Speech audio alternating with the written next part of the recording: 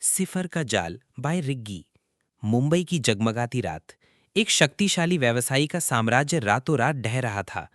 उसके गुप्त खाते खाली थे और उसके अवैध सौदे हर समाचार चैनल पर थे। एकमात्र सुराग एक डिजिटल प्रतीक था जो उसकी सभी स्क्रीन पर चमक रहा था। सिफर। मामले को सुलझाने के लिए साइबर क्राइम के सबसे तेज जासूस रितेश को बुलाया गया। रितेश अपनी साइबर क्राइम लैब में है, जो व्हाइट बोर्ड पर लिखे जटिल कोड और पारंपरिक जासूसी पिन बोर्ड का मिश्रण है। वो अपने शक्की अफसर को समझाते हैं कि ये पैसे के लिए नहीं है, ये एक संदेश है। हैकर सिफर एक भूत की तरह है जो अपने पीछे कोई निशान नहीं छोड़ता। एक और हमला होता है। इस बार एक भ्रष्ट राजनेता बेनकाब होता है। सिफर ने एक बड़े घुटाले में उसकी संलिप्तता साबित करने वाले दस्तावेज लीक कर दिए। जनता बट गई।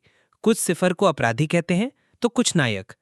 रितेश को डेटा लीक में छिपी एक छोटी एनक्रिप्टेड फाइल मिलती है। ये उसके लिए एक व्यक्तिगत चुनौती थी। रितेश उस फाइल को डिक्रिप्ट करने के लिए कई दिनों तक काम करते हैं। ये एक पहेली थी, कविता की एक पंक्ति।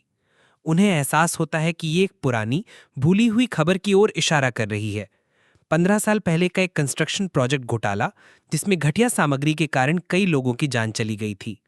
दोनों पीड़ित व्यवसायी और राजनेता इसमें शामिल थे। रितेश सिफर का मकसद समझ जाते हैं, घोटाले का बदला। वो उस घोटाले को दबाने में शामिल अन्य प्रमुख लोगों की पहचान करते हैं जो अगले शिकार हो सकते हैं। अब वो सिफर के अगले कदम का अनुमान लगाने के लिए और एक और हमले को रोकने के लिए समय के खिलाफ दौड़ में थे।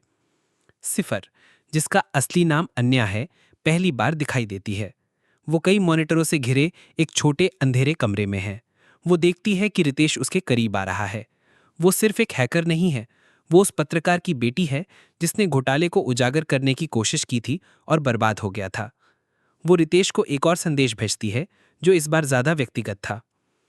डिजिटल चूहे बिल्ली का खेल तेज हो जाता है। रितेश सिफर को लुभाने के लिए एक डिजिटल जाल बिछाते हैं। अन्य जाल को पहचान लेती है, लेकिन साथ खेलती है और एक झूठा सुराग छोड़ती है।